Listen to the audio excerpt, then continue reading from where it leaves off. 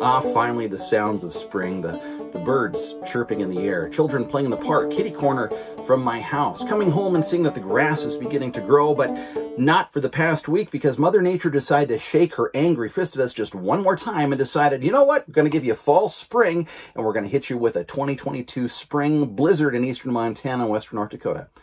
But the snow is mostly melting off now. It's warmer outside, and we're not going to think about that. We're going to think about someplace warmer, someplace like Hawaii. Today, on Drinking Through History, bonus features.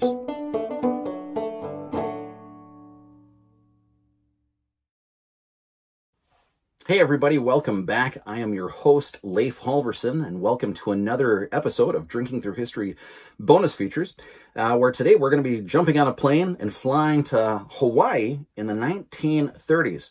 The hotel that we've booked rooms at is the Halekulani Hotel, which is right there on Waikiki Beach. And the reason why is that's where today's beverage comes from. The Halekulani Hotel had a lounge called the House Without a Key Lounge. That's a pretty stinking cool name for a lounge inside a hotel.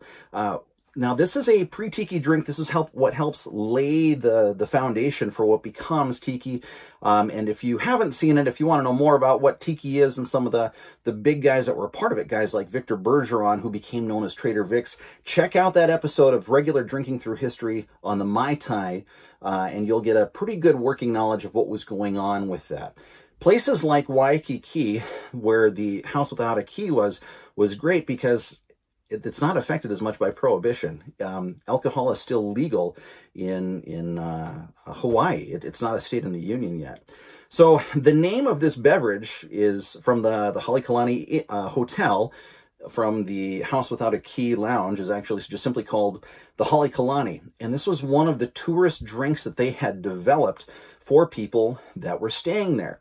Now, when we think of things tiki, normally the spirit of choice that we are used to hearing about and using is rum, a variety of different rums. But in this case, there is not a single ounce of rum in this. This is one of the few handful of tiki-era drinks that actually features things like bourbon. Now, as you know, bourbon is not one of the things that I just enjoy sipping on my own. Wild Turkey 101, we know that I've used that for making whiskey sours, and we use that when we made our eggnog. So my friends like Terry out there who really enjoys bourbon, here's a beverage you're going to be able to do that's a tiki beverage that might just help kind of take mind off of what's going on in life right now. This has been provided to us, Jeff, the Beach Bum Berry, in his book, Sippin' Safari. He actually tracked down this recipe. It was featured in a 1964 issue of House and Garden magazine that talks about the hotel and talks about this pre-tiki recipe. So we're going to start right on into this, and we're going to start with our non-spirits first, because if you mess up your cocktail, well, your fruit juices and stuff are a lot cheaper than the alcohol that you might be putting in. So this is what we're going to start off with. We are going to start off with a ½ ounce of fresh squeezed lemon juice. And since this is a tiki drink, we are going to be using the Sunkissed side squeeze juicer. This was the same style of juicer that Victor Bergeron, Trader Vic, was using when he actually developed the original Mai Tai. So we're going to get this squeezed out for us. Here again, that's going to be ½ an ounce of fresh squeezed lemon juice. And as I talked about in the Mai Tai episode, when it comes to tiki, it's really important that we try to be pretty precise with these measurements. All right, a ¼ ounce of stuff can actually change the dynamic quite a bit. So we're starting with our ½ ounce of fresh squeezed lemon juice. Next, we are going to go to a ½ ounce of fresh squeezed orange juice. That is not my orange juice. That is my pineapple juice. Here is my orange juice I've got squeezed in this morning. ½ ounce of the orange juice. Then we're going to do a ½ ounce of pineapple juice. Don't worry about fresh squeezing the pineapple juice. Most of us will go nuts trying to do that. As much as is possible, get unsweetened pineapple juice. This is canned pineapple juice from Dole that I am using right now. So as far as our fruits go, we've got the ½ ounce of lemon, we've got the ½ ounce of orange, we've got the ½ ounce of pineapple. Next, we are going to be putting in some grenadine. All right, now you'll notice that this is not neon red. Getting neon red grenadine would be a poor choice. All right, go ahead and make this. It's much better. Martin Cate in his book, Smuggler's Cove, provides a super easy recipe for making your own homemade grenadine, and it's no more difficult than making homemade simple syrup like what we do here. His recipe calls for 2 cups of the Palm Wonderful 100% pomegranate juice and 2 cups of granulated sugar. You're going to heat that up on the stove, get it all dissolved and everything, and let it cool, and you've got yourself your grenadine.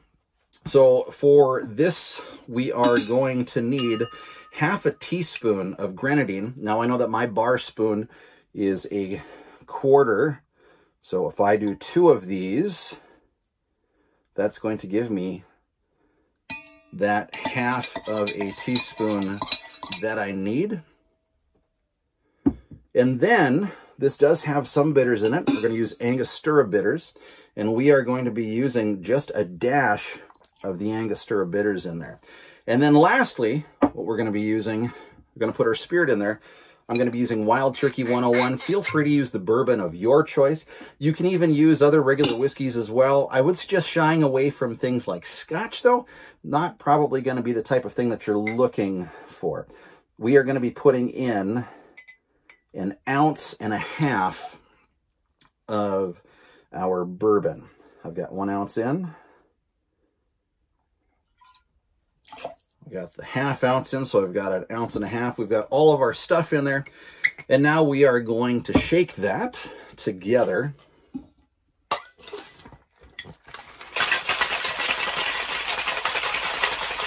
And again, when it comes to tiki drinks, ones that you are shaking, shake it until it gets frosty and cold on the outside of your shaker.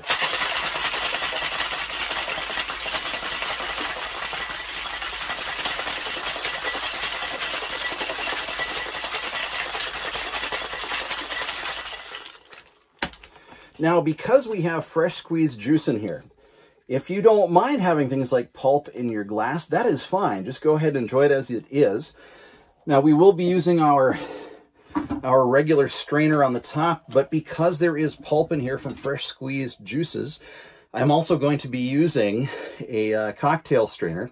And this is going to be going into a coupe-style glass for us to be able to enjoy.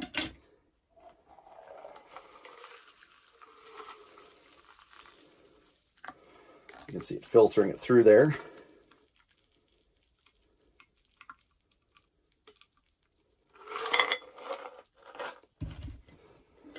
You can garnish this if you want, taking a cocktail skewer and say 2 or 3 Luxardo maraschino cherries. Again, not the neon red ones that you find. You can find them on Amazon, the Luxardo maraschino cherries. And here we have the pre-tiki drink from the House Without a Key lounge on the shores of Waikiki Beach at the Halekulani Hotel, 1930s Hawaii.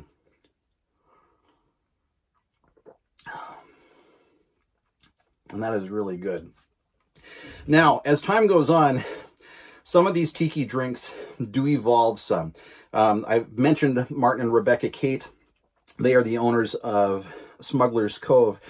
The way that they've updated this a little bit is they've actually put in, I think it's a ½ ounce of their Demerara simple syrup. That's an addition that you can do as well if you want just a little bit more sweetness, because you got a fair amount of sour in here. If you're using a punchier rum like this Wild Turkey kind of is, you may want that to help balance things out a little bit. That is a modern contemporary thing that you can do that is perfectly acceptable within the realm of what we get to enjoy today as tiki. So there it is. One more time, we've got 1.5 ounces of bourbon. We've got ½ ounce of fresh lemon juice and unsweetened pineapple juice and orange juice. Those are all ½ ounces. Then we're going to have ½ teaspoon of grenadine, the homemade stuff, not that neon stuff. Dash of Angostura bitters. We're going to shake over ice. pour in. You can garnish it, but you don't have to. If you want to update it a little bit, put a little bit more sweetness in, put a ½ ounce in of Demerara simple syrup, and you've got yourself one of the best pre-tiki cocktails. So there's the original Halekulani cocktail, which was featured from the hotel lounge, the House Without a Key lounge in the Halekulani Hotel on the shores of Waikiki Beach, 1930s Hawaii. Go ahead and enjoy one of these cocktails. Just take 15-20 minutes and sip on one of these. Just don't worry about life for a bit. Recharge, and then go back and hit life. We'll catch you guys later next time on Drinking Through History. Have a good one, everybody.